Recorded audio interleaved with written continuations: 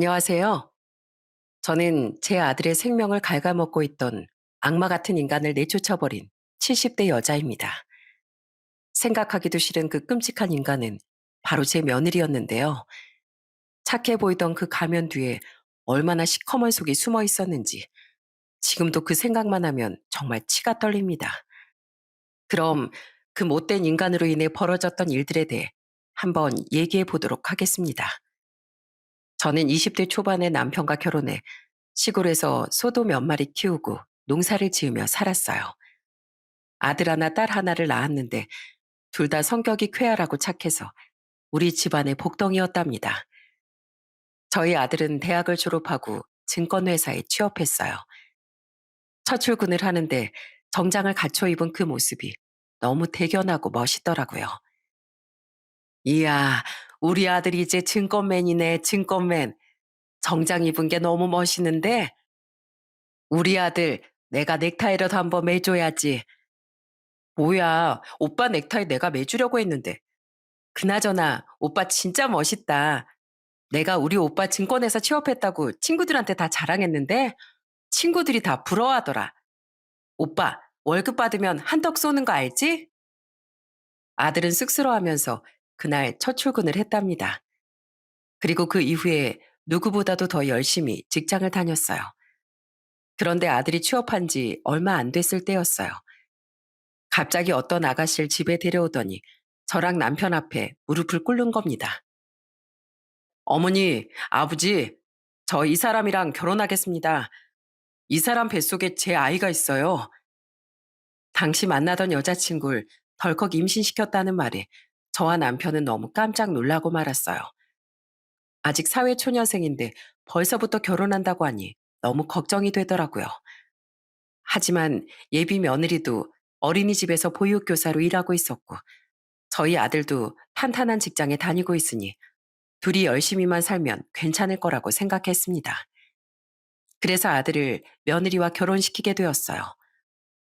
그때 당시 저희 아들의 나이가 26살이고 며느리도 아직 23살밖에 안 됐을 때였는데 나이가 너무 어려서 걱정했던 것과는 달리 며느리가 너무 착하고 싹싹하더라고요. 하루는 둘이 저희 집에 왔는데 제가 소위 어물을 주러 가는 걸 보고 며느리가 따라 나오는 겁니다. 어머님, 저도 소위 어물 주는 거 같이 해볼래요. 저 이런 거 진짜 해보고 싶었단 말이에요. 아유, 이런 걸 뭐하러 해. 홀몸도 아니고 임산부인데 집에서 가만히 쉬어야지. 임산부도 가만히 있는 것보단 조금씩 움직여주는 게 더 좋대요.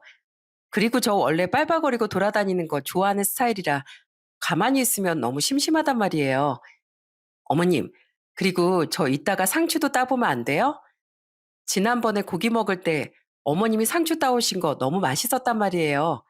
저도 한번 해볼래요. 네? 며느린 참 애교가 많고 살가운 성격이었어요. 그래서 저도 딸이라고 생각하고 참 많이 예뻐해 줬답니다. 몇 달이 흘러 며느린 이란성 쌍둥이로 아들 하나 딸 하나를 낳았어요. 손주가 하나만 생겨도 기쁜데 동시에 둘이나 생기니까 너무 기쁘더라고요. 게다가 저희 딸도 애들을 너무 예뻐했어요. 아, 이 볼살 좀 봐. 귀여워 죽겠어. 올케 언니, 조카들한테 필요한 거 있으면 다 말해요. 내가 그래도 직장 다니는 고모인데 우리 조카들이 필요하다는 건 다 사줘야죠. 며느리는 애들이 태어난 후에도 자주 저희 집에 찾아왔답니다. 하루는 남편이랑 밭에서 일을 하고 있었는데 저 멀리서 며느리가 몸빼 바지를 입고 머리에다가 뭘 이고선 엉덩이를 실룩거리면서 걸어오는 거예요. 아버님, 어머님, 새참 드세요. 뭐야, 너 이런 것도 할 줄 아니? 안 그래도 우리 지금 집에 가서 점심 먹으려고 했는데. 에이, 집까지 가서 점심 드시려면 왔다 갔다 시간도 오래 걸리잖아요. 제가 솜씨는 별로 없지만 그래도 두부김치랑 콩국수 해왔으니까 한번 드셔보세요. 아참, 새참엔 이게 빠질 수 없죠. 우리 아버님이 제일 좋아하시는 막걸리. 그러자 저희 남편이 기분 좋게 껄껄 웃음을 터뜨리더군요. 이야, 우리 며느리가 역시 내 마음을 알아주는구만. 우리 시골 사람들은 힘들게 반일하다가도 막걸리 한 잔이면 피로가 싹 풀리는 거거든. 그나저나 우리 며느린 평생 도시에서 살았으면서 이런 건 어떻게 알았나 몰라. 그거야 TV에서 많이 봤으니까 그렇죠.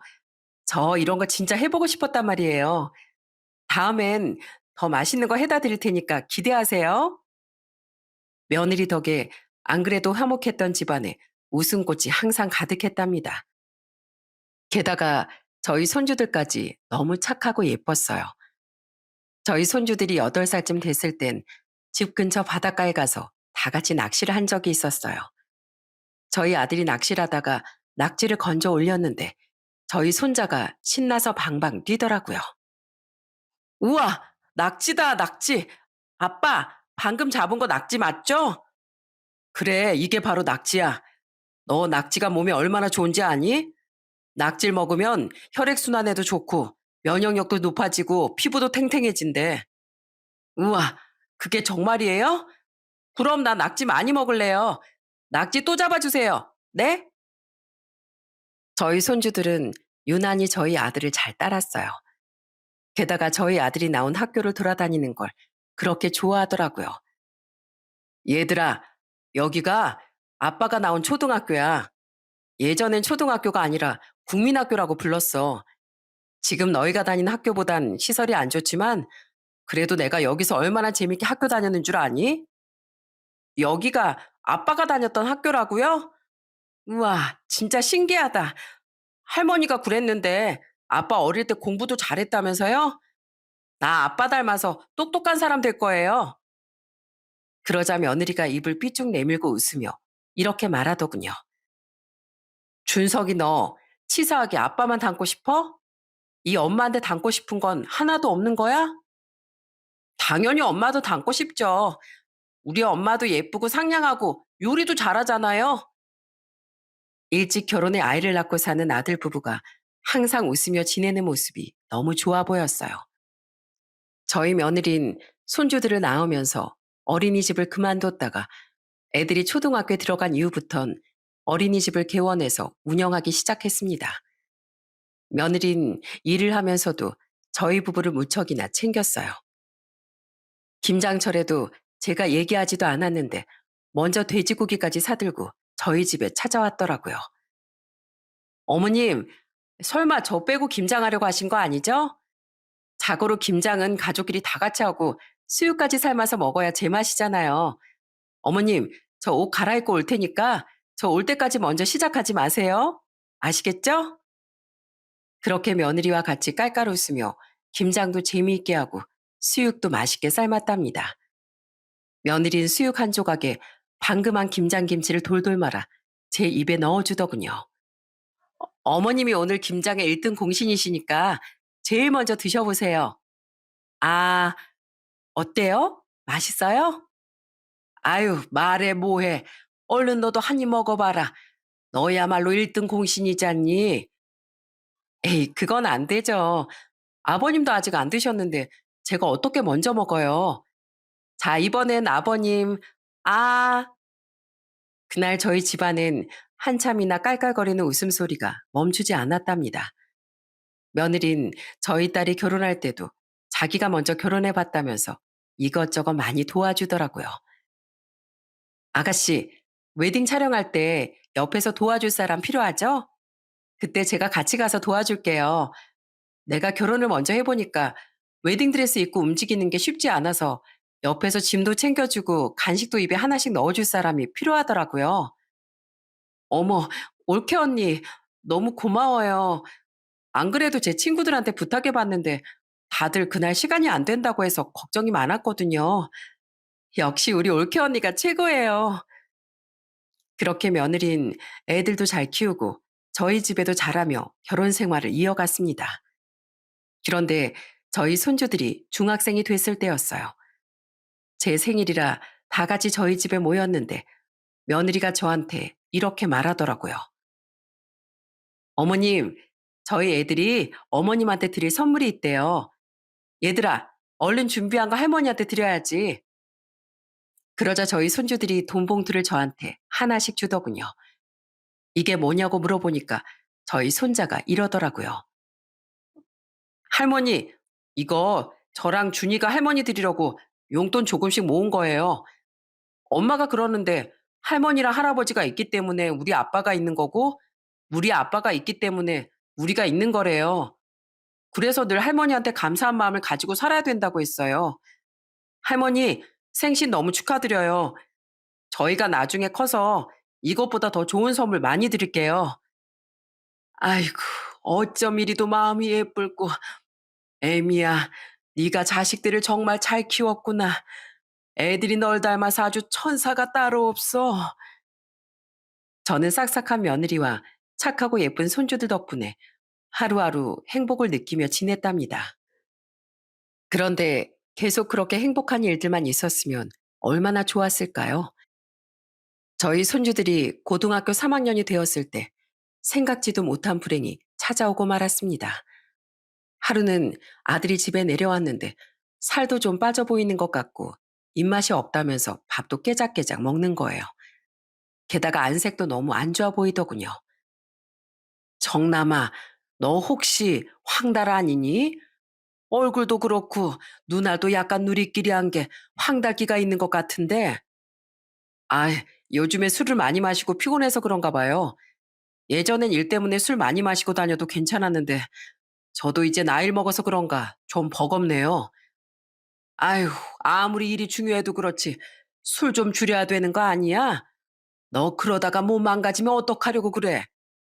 이 정도는 괜찮아요. 우리 애들 나중에 결혼도 시키려면 돈 벌 수 있을 때 많이 벌어놔야죠. 하지만 아들은 그 이후에도 계속 상태가 별로 안 좋아 보였어요. 그래서 저는 그럴 때마다 아들에게 병원 좀 가보라고 얘기를 했답니다. 그런데 하루는 유난히 꿈자리가 사나운 날이었어요. 갑자기 저녁 때 아들한테서 전화가 왔는데 아들이 울먹거리는 목소리로 이러는 겁니다. 어머니, 식사하셨어요? 그래, 먹었다. 근데 너 목소리가 왜 그래? 혹시 무슨 일 있니? 그런데 아들은 아무 말도 없이 조용히 흐느끼기만 하더군요. 너 지금 우냐? 너 울어? 무슨 일이야? 도대체 무슨 일인데 그래? 그러자 아들은 서럽게 울면서 저한테 이러더군요. 어머니, 저 병원에 갔는데 몸이 많이 안 좋대요. 간경화 말기래요. 뭐? 간경화 말기? 아니, 그게 도대체 무슨 소리야? 우리 집에 나랑 너희 애비랑 둘 다 건강한데 네가 무슨 간경화야? 제가 일하면서 술을 너무 많이 마셔서 그런가 봐요. 일단 회사에 얘기하고 당분간은 치료에 집중하려고요.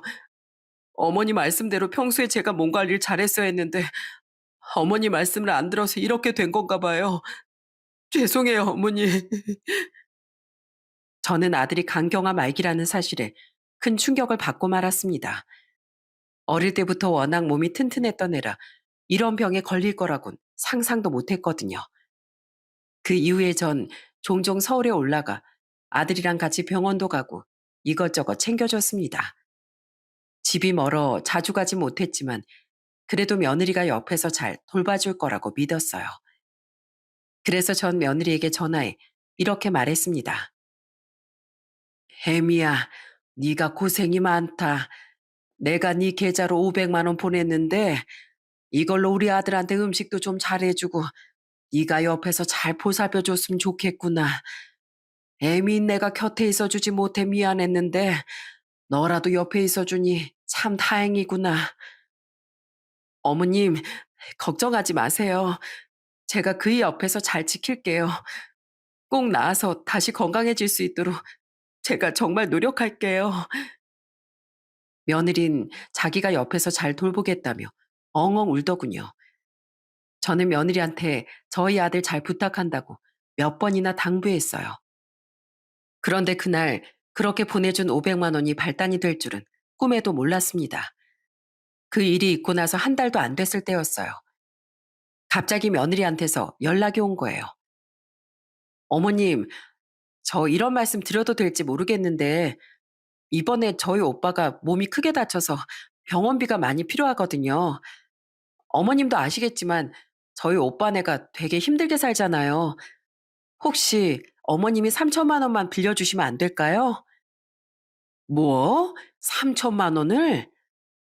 솔직히 그 얘기를 들었을 땐 여태까지 3천만 원도 안 모으고 뭐 했냐는 소리를 하고 싶었어요. 하지만 며느리가 제 아들을 옆에서 보살피느라 고생하고 있는데 괜히 물어보면 기분이 상할까봐 물어보지도 않았습니다. 그런데 며느린 저한테 이렇게 얘기하더라고요. 저희가 대출이라도 받으려면 받을 순 있는데 그럼 대출이자도 나가고 그렇잖아요. 그러니까 어머님이 좀 빌려주시면 안 될까요? 제가 올해 안에 꼭 갚아드릴게요. 그래, 대출이자 내느라 생돈 나가는 것보단 대출이자 아낀 비용으로 우리 아들 병원비하고 약값 하는 게 낫지. 그래, 내가 그 돈 보내주마. 그나저나 우리 아들도 저렇게 누워있고 너희 오빠도 사고로 누워있다니 네가 참 마음이 아프겠구나. 어쩔 수 없죠. 이게 다 제가 감당해야 될 운명인가 봐요. 어머님, 정말 감사해요. 제가 올해 안에 갚는다는 약속 꼭 지킬게요. 그런데 며느린 저한테 3천만 원을 빌려간 지 얼마 안 돼. 또 저한테 연락해서 이러더라고요. 어머님, 저희 애들 이번에 대학 들어가는데 등록금이랑 이것저것 돈 나갈 때가 좀 많네요. 쌍둥이라 그런지 뭐든지 다 두 배로 들어가서 너무 힘들어요. 돈 달라는 말을 대놓고 하진 않았지만 누가 들어도 그건 돈을 달라는 부탁이었습니다. 그래서 저는 며느리에게 이렇게 얘기했어요. 그래, 애들 등록금이 얼만데 그거 우리가 내주마. 손주들 대학 간다는데 내가 그 정도는 해줘야지. 사실 며느리가 갑자기 자꾸 돈 얘기를 하니까 좀 당황스럽긴 했어요. 그런데 저도 눈치는 있는 편이라 며느리가 이런저런 핑계를 대곤 있지만 아무래도 저한테 말 못할 무슨 사정이 있는 것 같다는 생각이 들더군요. 그래도 며느리가 그동안 우리한테 했던 것도 있고 우리 아들 바로 옆에서 돌보고 있는 사람이기 때문에 전 그냥 알아도 모르는 척하고 그 돈을 보냈습니다. 우리 며느리 같은 사람이라면 충분히 그럴 만한 사정이 있다고 생각했으니까요. 그런 모습들이 아니었다면 제가 뭐하러 바보같이 그런 돈을 보냈겠어요? 그 이후 저희 손주들은 대학에 들어갔는데 용돈을 직접 벌어서 쓴다면서 둘 다 아르바이트를 한다고 하더라고요. 아르바이트 때문에 맨날 밤늦게 집에 들어온다는데 그 모습이 너무 기특하고 예뻤어요. 그런데 하루는 아들이 너무 걱정돼서 아들한테 영상통화를 건 적이 있었어요. 그런데 아들이 컵라면 국물에 밥을 말아먹고 있는 거예요. 정남이 너 지금 컵라면 먹고 있는 거니? 아픈 애가 무슨 컵라면이야. 이럴 때일수록 더 잘 챙겨 먹어야지. 애미가 밥도 안 챙겨줘? 애들 엄만 오늘 주말이라 약속 있어서 잠깐 나갔어요. 그리고 컵라면은 제가 먹고 싶어서 먹는 거예요. 아프다고 건강식만 챙겨 먹었더니 가끔씩 이런 것도 먹고 싶어서요. 아들은 그렇게 말하긴 했지만 원래 라면을 좋아하는 애도 아니었고 아픈데 굳이 왜 라면을 먹는 건지 이해가 안 되더군요. 그 이후에도 아들이랑 자주 영상 통화를 했는데 점점 더 안색이 안 좋아 보이는 겁니다. 그래서 하루는 너무 걱정되는 마음에 서울까지 올라가 아들 집에 찾아갔습니다. 가보니 또 며느리를 외출했다고 하고 아들 혼자 침대에 누워 있더라고요. 그런데 저는 부엌에 갔다가 깜짝 놀라고 말았습니다. 아들이 밥을 잘 챙겨 먹고 있는 줄 알았는데 부엌에 제대로 된 음식이 하나도 없었거든요. 얘 정남아, 너 내가 보내준 반찬이랑 김치랑 다 어디 갔어? 내가 너 좋아하는 반찬들 다 해서 보내줬잖아. 김치도 종류별로 담가서 보냈는데 도대체 그거 다 어디 간 거니? 그런데 아들이 제 질문에 아무 대답도 안 하더라고요. 아유, 그리고 왜 밥솥엔 밥이 하나도 없어? 애미가 밥도 안 해놓고 국도 안 끓여놨니? 여기 지금 다 인스턴트 식품에 빵에 그리고 이건 유통기한도 지났잖아. 그리고 집안꼴이 도대체 이게 뭐야? 네 마누라 집안 정리도 안 하니? 아니에요. 제가 치우면 돼요. 네가 치우긴 뭘 치워. 아파서 살이 쪽 빠져가지고는 다 죽어가는 애가 뭘 안다고 그래. 너 사실대로 얘기해봐. 내가 반찬 해다 준 거 어떻게 한 거야? 설마 그거 다 애미가 버린 거니? 그런데 아들은 또 어두운 표정으로 아무 말도 안 하고 입을 꾹 다물더군요. 제가 몇 번이나 다시 물어봤는데도 대답을 해주지 않았어요. 너무 답답해서 며느리한테 전화했는데 며느린 전화도 안 받더라고요. 저는 그날 난장판이 되어 있는 집안을 치우고선 아들 집을 나왔습니다. 그리고 서울에 살고 있는 딸한테 연락해 오늘 있었던 일에 대해 이야기를 했어요. 예, 정혜야. 아무래도 이거 뭔가 있는 것 같다. 내가 아무리 물어봐도 정남이 걔가 입을 꾹 다물고 대답을 안 한다니까. 내가 오늘 가보니까 아주 집안이 난리도 아니야. 청소도 안 하는지 거실은 먼지 투성이고 주방은 아주 쓰레기장인데다가 분리수거도 하나도 안 했더라고. 게다가 내가 준 반찬들은 다 버린 것 같더라. 무슨 일이 있는 건지 말이라도 해주면 좋겠는데 말을 안 해주니까 아주 답답해 죽겠어. 아이고, 이걸 어떻게 하면 좋니? 엄마, 엄마 말 들어보니까 진짜 뭔가 있는 것 같은데요. 오빠가 말을 안 해주면 우리가 나서서 증거라도 잡아야 되지 않겠어요? 요새 집안에 소형 카메라 같은 거 다는 사람들도 있다고 하더라고요. 우리도 그거 달아서 무슨 일이 있는 건지 한번 관찰 좀 해봐요. 뭐? 그런 것도 다 있어? 그런데 카메라면 나중에 들키는 거 아니냐? 엄마, 요즘에 나오는 소형 카메라는 단추보다도 더 작아요. 의심도 못하니까 걱정하지 마세요.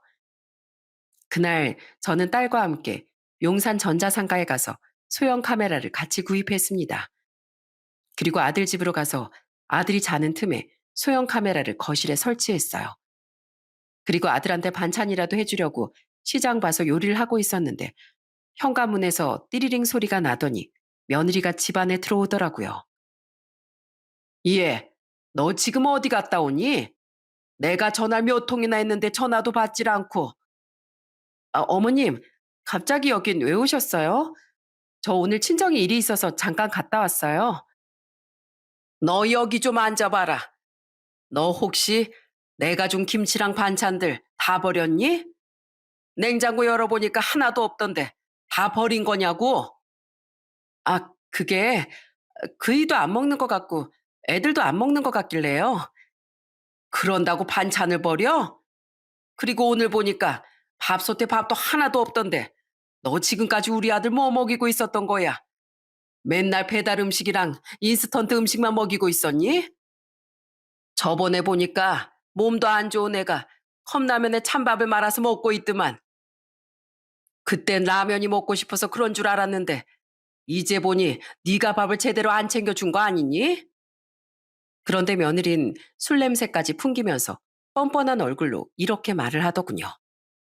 참나, 그이가 그래요? 제가 그랬다고 어머님한테 일러 바쳤어요? 뭐? 일러 바쳐? 너 지금 그런 소리가 입에서 나오니? 그나저나 너 우리 아들이 여태까지 매달 월급 갖다 준 돈 다 어떻게 했어? 내가 그때는 너 기분 나쁠까 봐 얘기 안 했는데 지금 보니까 너한테 물어봐야겠다. 너 도대체 우리 아들이 번 돈은 다 어디다가 썼길래 나한테 두 번이나 돈을 빌려달라고 했어? 어머님, 지금 그거 따지려고 오신 거예요? 쌍둥이 키우려면 돈이 얼마나 많이 필요한 줄 아세요? 어머님도 애들 키워봐서 아시잖아요. 그이가 벌어다 주는 돈은 당연히 애들 키우는데 다 썼죠. 그래서 지금 돈 없어서 우리 아들한테 라면을 먹이는 게냐? 그래서 저렇게 아픈 애한테 아무것도 신경 안 쓰는 거야? 난 그래도 네가 우리 아들 옆에서 잘 챙겨줄 줄 알았다. 그런데 너 눈이 있으면 좀 봐라. 내 아들이 밥도 제대로 못 먹고 힘없이 누워가지고 허구한 날 울고만 있는 것 같더라. 그래도 네가 마누라인데 기본적인 건 챙겨줘야 되는 거 아니니? 허구한 날 밖에 싸돌아다니기만 하고 도대체 네 남편한테 신경 쓰는 게 뭐야? 주말마다 맨날 외출했다고 그러더니 오늘은 아예 술까지 먹고 이 시간에 들어와? 어머님, 저도 힘들어서 그래요. 저는 술도 마시면 안 돼요? 뭐라고? 예, 너 도저히 안 되겠다. 너 당장 우리 아들 월급 통장 좀 갖고 와봐라. 내가 확인 좀 해봐야겠어. 우리 아들이 그래도 잘 나가는 증권맨이라 연봉도 많이 받았을 텐데 그걸 애 2명 키우느라 다 썼다는 게 도저히 납득이 안 된다. 그 많은 돈 다 어디로 썼는지 내가 확인해야겠으니까 당장 갖고 와보라고. 참나, 어머님이 뭔데요? 진짜 웃기고 있네. 어머님, 저 사람 와이프예요. 그러니까 선 넘지 마세요. 저희 집 살림은 제가 알아서 하는 거라고요. 왜 어머님이 월급 통장을 깔아말 하시는데요? 이럴 거면 가세요. 저희 집에서 나가시라고요. 뻔뻔하게 나오는 며느리의 모습에 너무 기가 막히더라고요. 그런데 그때 옆에서 듣고 있던 저희 딸이 며느리한테 이렇게 말하더군요. 옳게, 어른한테 말이 너무 심한 거 아니에요? 아무리 술을 많이 먹었어도 그렇지 기본적인 예의라는 게 있어야 될 거 아니에요. 술 마시면서 예의까지 밥 말아 먹었어요? 이봐요, 아가씨. 아가씨가 뭔데 참견이에요. 왜 어머님이랑 쌍으로 나한테 난리냐고요? 짜증나 죽겠으니까 얼른 가세요. 엄마, 그냥 가자. 뭐하러 이런 대우 받으면서 여기에 있어? 오빠, 우리 나중에 다시 올 테니까 그때 다시 얘기해. 저는 딸의 손에 이끌려 자리에 일어나면서 너무 분한 마음에 며느리에게 단단히 경고를 했습니다. 혜미 너, 오늘 일 절대 그냥 못 넘어간다. 너 나한테 하나만 걸리면 아주 내 손으로 가만 안 둘 줄 알아. 알겠어? 그날 저는 딸 집에 가서 둘이 맥주를 얼마나 많이 마셨는지 모릅니다. 예전엔 그렇게 착한 며느리였는데 저렇게 돌변한 모습을 보니까 너무 분하고 눈물이 나더라고요. 저희 딸도 씩씩거리면서 이렇게 말하더군요. 엄마, 올케 언니 원래 저런 사람이었어요? 설마 우리 오빠 아픈 것도 올케 언니 때문에 스트레스 받아서 그런 거 아니에요? 저는 어쩌면 그럴 수도 있겠다는 생각이 들더라고요. 그래서 아들 집에 설치한 소형 카메라에 제가 모르는 진실이 담기기만을 기다렸어요. 그리고 얼마 후 저는 그 소형 카메라에서 아주 충격적인 장면을 목격하게 되었습니다. 며느리가 아들이랑 집에서 둘만 있을 때마다 저희 아들을 아주 들들 볶더라고요. 그런데 그 내용이 정말 충격 그 자체였어요. 도대체 나랑 언제 이혼해 줄 거야? 당신은 내가 다른 남자가 더 좋다는데 굳이 나랑 계속 살고 싶어? 그냥 이혼하고 나 좀 놔달라니까. 안 된다고 했잖아. 내가 도대체 몇 번을 얘기해? 그러니까 왜 안 되는데? 억울하면 그냥 이혼하고 그 사람한테 상간남 소송하라니까. 당신 요즘에 간통죄 폐지된 거 알지? 나 이혼해도 법적으로 아무런 문제 없어. 그리고 상간남 소송해봤자 위자료 3천만 원이면 된다고 하던데 뭘. 그러니까 그 위자료 받고 그냥 이혼해달라고. 어차피 우리 애들도 다 성인 됐잖아. 나 솔직히 예전부터 다른 남자 만나고 싶었는데 우리 애들 성인 될 때까지 내가 당신을 참아주면서 산 거야. 알고 보니 며느리가 다른 남자와 바람을 피우고 있는 것 같더군요. 그런데 심지어 저희 아들은 그걸 알면서도 이혼을 안 해주고 있는 것 같았어요. 아들은 며느리가 그렇게 막말을 하는데도 고개만 푹 숙이고 이렇게 말하더라고요. 나 이혼 못 해줘. 내가 누구 좋으라고 이혼을 해줘? 우리 이혼하면 우리 애들이 받을 상처는 생각도 안 해? 나 우리 애들한테 절대 그런 씻을 수 없는 상처 주고 싶지 않아. 애들이 슬퍼할까봐 나 강경한 말기라는 것도 얘기 안 하고 그냥 간이 조금 안 좋아서 쉬고 있는 거라고 얘기했는데 당신이 바람 피워서 이혼한다는 충격적인 얘기를 어떻게 해? 난 절대 그렇게 못해. 그러니까 그 남자가 그렇게 좋으면 그냥 둘이 상간남 상간녀로 그렇게 살아. 알았어? 아무래도 아들은 지금 많이 아프다는 것도 손주들한테 비밀로 하는 것 같더군요. 저는 너무 황당하고 속이 상해 미치는 줄 알았습니다. 그런데 더 어이없는 건 따로 있었어요. 영상을 계속 보다 보니까 며느리가 아예 집에 상간남을 데려오는 장면까지 찍혀 있더라고요. 뭐야, 당신 또 왔어? 너희 둘 진짜 해도 해도 너무한다. 어떻게 내가 떡하니 살아있는데 고개를 빳빳이 들고 우리 집까지 들어와? 이봐요, 정남 씨. 이러지 말고 우리 좋게 좋게 좀 합시다. 그냥 시원하게 이혼해주면 되잖아요. 이혼하면 뭐 큰일이라도 나는 줄 알고 그러나 본데 우리나라가 이혼율이 세계 최고예요. 세계 최고. 정남 씨만 이혼하는 게 아니라니까. 당신 와이프가 당신이랑 살고 싶지 않다잖아. 그런데 왜 이렇게 억지로 잡아두냐고? 당신 그것도 문제 있는 거 아니야? 무슨 집착병 같은 거 있는 거 아니냐고. 다 죽을 때 되니까 사람이 아주 똥꼬집만 세져가지곤. 지가 무슨 말을 하든 난 절대 이혼 못 해줘. 내가 죽는 한이 있어도 절대 못 해준다고. 이혼 소리가 우리 애들한테 들어가면 애들이 얼마나 상처받을지 생각도 안 해? 당신도 한때는 가정이 있었다며. 눈에 넣어도 아프지 않을 애들이 당신한테도 있을 거 아니야. 아, 그래서 뭐 어쩌라고? 당신 애들이 상처받는 게 나랑 무슨 상관인데? 그냥 이혼 좀 해달라니까. 저는 정말 기가 막혀서 뒤로 넘어가는 줄 알았습니다. 아픈 저희 아들을 두고 바람을 피우는 것도 모자라 감히 집안의 상간남을 데리고 오다뇨. 이게 도대체 사람으로서 할 짓입니까? 저는 도저히 참을 수가 없어서 아들 집으로 바로 찾아갔어요. 그리고 손주들한테도 연락해 지금 당장 집으로 오라고 했습니다. 가보니 또 며느리는 없고 아들 혼자 있더라고요. 저는 너무 원통한 마음에 아들을 붙잡고 이렇게 소리쳤습니다. 정남아, 이 바보 같은 놈아, 네 마누라 바람 피우는 건 내가 다 알고 왔다. 그런 일이 있었으면 진작에 다 터뜨리고 혼쭐을 내줬어야지. 왜 그걸 다 참고 살아? 그래서 네가 속병 걸린 거 아니냐? 왜 그걸 바보같이 참고 사냐고. 하지만 아들은 또 가만히 고개만 숙이고 있더군요. 그런데 그때 제 연락을 받은 손주들이 집에 도착해선 깜짝 놀라 저한테 이러더군요. 할머니, 도대체 무슨 일이에요? 갑자기 급하게 오라고 하셔서 그래서 수업도 빼먹고 왔는데 도대체 무슨 일이길래 고모까지 이 시간에 여기로 오셨냐고요? 얘들아, 내가 너희한테 뭐 하나 물어보마. 너희 엄마를 어떻게 생각하니? 그러자 저희 손녀가 이렇게 말하더군요.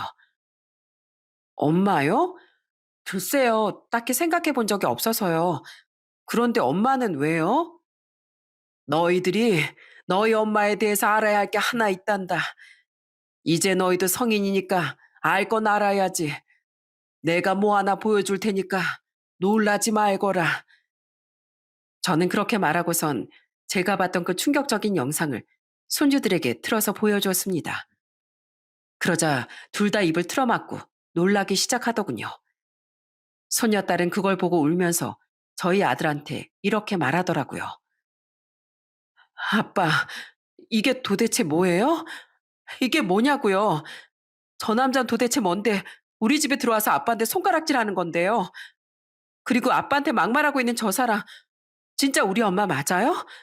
우리가 아는 그 엄마가 맞냐고요. 그런데 그 와중에 저희 손자는 화면만 묵묵히 보면서 눈물만 흘리더라고요. 그런데 그때 갑자기 저희 손자가 무릎을 꿇는 겁니다. 아빠, 죄송해요. 우리가 공부하고 아르바이트 한다고 너무 신경을 못 썼던 것 같아요. 사실 저도 조금 눈치는 챘어요. 엄마가 최근 들어 평소하고 좀 많이 다른 것 같길래 의심하고 있긴 했었어요. 엄마가 혹시 밖에서 이상한 짓을 하고 돌아다니는 건 아닐까, 아빠 몰래 사고라도 치는 건 아닐까 하면서 의심했었다고요. 그런데 그 이유가 바람은 아닐 거라고 생각했어요. 그런데 이게 도대체 뭐예요? 우리 엄마가 진짜 아빠를 배신하고 다른 남자랑 바람을 피웠다고요? 저 진짜 너무 창피하고 엄마의 저 모습이 너무 추하게 느껴져요. 이 영상을 보니까 엄마를 더 이상 엄마라고 생각하고 싶지도 않다고요.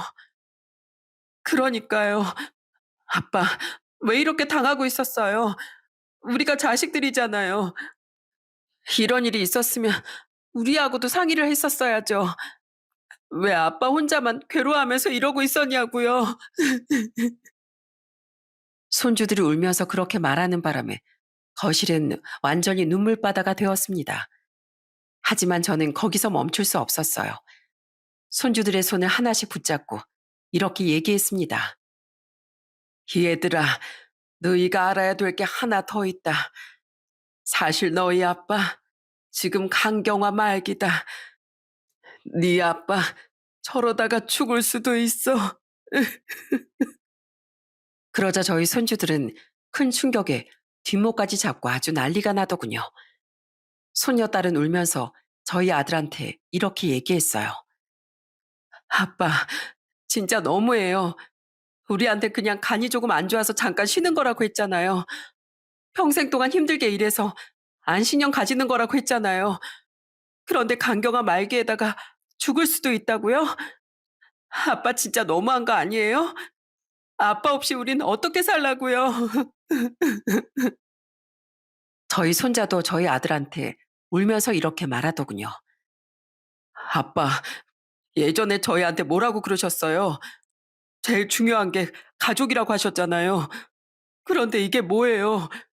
아빠는 우리 가족으로 생각 안 한 거예요? 그래서 우리 속였던 거예요? 그래서 이렇게 아픈 것도 얘기 안 하고 엄마가 바람 피운 것도 얘기 안 한 거냐고요.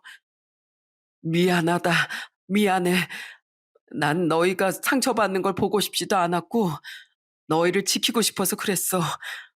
내가 이렇게 혼자만 알고 가버리면 너희들은 그 끔찍한 진실을 알지 않아도 되잖니. 그래도 너희 엄마가 너희들한텐 잘했잖아. 내가 죽어도 너희 엄마는 너희한테 잘했을 거야. 그래서 난 그냥 우리 가족의 평화를 위해서 나 하나만 잘못되면 그만이라고 생각했어. 아빠, 그게 무슨 말도 안 되는 소리예요. 아빠가 엄마한테 그렇게 배신당하고 아파서 돌아가시면 우리가 행복할 거라고 생각해요? 정말 그렇게 생각하시는 거냐고요? 손주들은 큰 충격에 울고불고 난리가 났습니다. 그런데 그때 저희 딸이 나서서 정리를 해주더군요. 됐어. 다들 이제 그만해.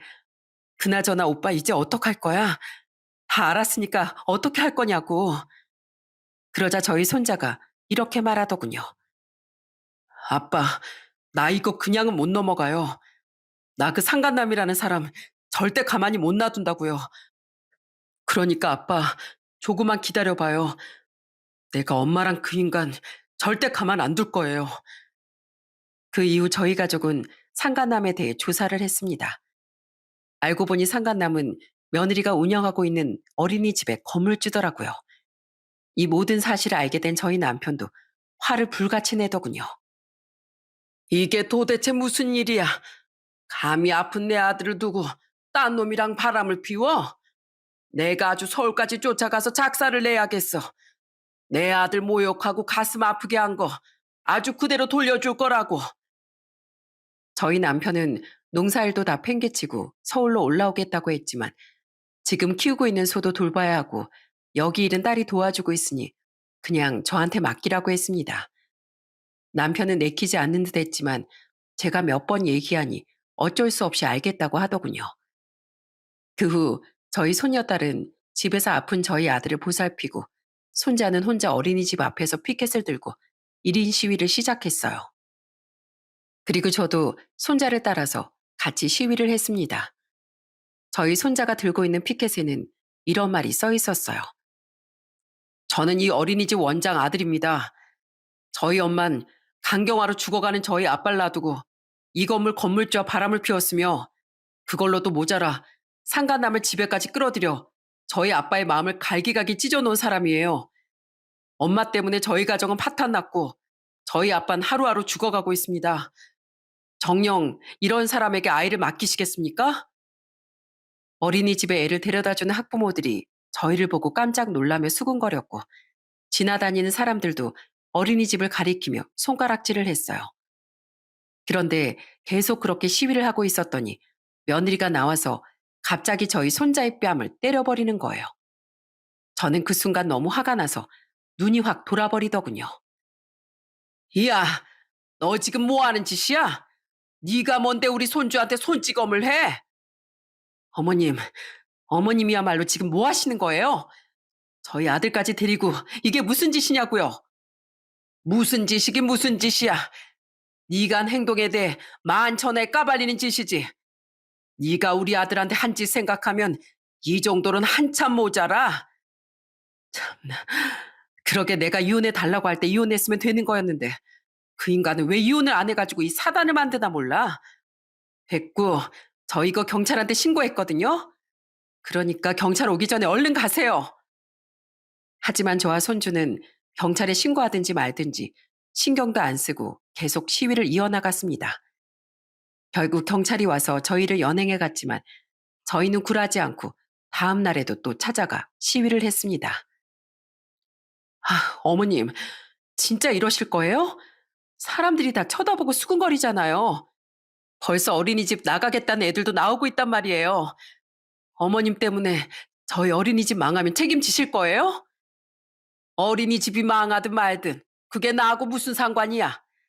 우리 아들은 지금 죽어가고 있는데 그깟 어린이집이 중요해? 그런 무서운 병은 우리 아들이 아니라 네가 걸렸어야 되는데 내가 그동안 너한테 잘해준 걸 생각하면 아주 화딱지가 나서 속이 다 뒤집어진다. 그래서 계속 이러시겠다고요? 그럼 계속 해보시던가요. 그리고 준석이 너 지금 이게 뭐 하는 짓이야? 네가 엄마한테 이래도 되는 거야? 뭐라고요? 이래도 되냐고요? 그런 엄만 아빠한테 왜 그러셨는데요? 나 엄마가 아빠한테 한 짓 절대 용서 못해요.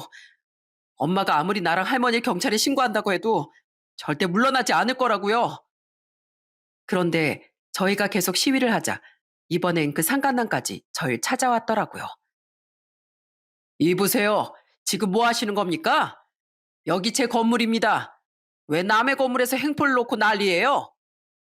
아, 너 얼굴 보니까 딱 알겠네. 네가 바로 내 며느리란 인간이랑 바람 피운 그 놈이지?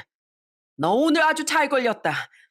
네가 감히 내 아들 집에 찾아가서 내 아들 가슴에 불을 질러? 네가 내 아들한테 무슨 짓을 했는지 내가 다 까발릴 거야. 이보세요, 사람들. 이놈이 제 며느리랑 바람 피운 상간남입니다. 개도 안 하는 더러운 짓거리를 하는 상간남이 바로 이놈이라고요. 에이씨, 창피하게 진짜 왜 이래요? 아휴, 재수없어 진짜. 상간남은 쪽팔렸는지 뒤도 안 돌아보고 도망가 버리더군요. 저랑 손자가 이렇게 어린이집 앞에서 시위를 하는 동안 저희 손녀딸은 애기 엄마들이 많이 보는 인터넷 커뮤니티에 글을 올렸더군요. 손녀딸이 보여줘서 댓글을 봤는데 며느리와 상간남을 욕하는 댓글이 수도 없이 많더라고요. 말도 안 돼. 그 어린이집 원장이랑 건물주랑 바람을 피웠다고요? 어머 세상에. 나도 내년에 우리 딸 그 어린이집에 보내려고 했는데 절대 보내면 안 되겠네요. 그런 원장한테 우리 애들을 어떻게 맡겨요? 더러운 놈들. 불륜하는 놈들은 죄다 잡아다가 싹을 다 없애버려야 된다니까.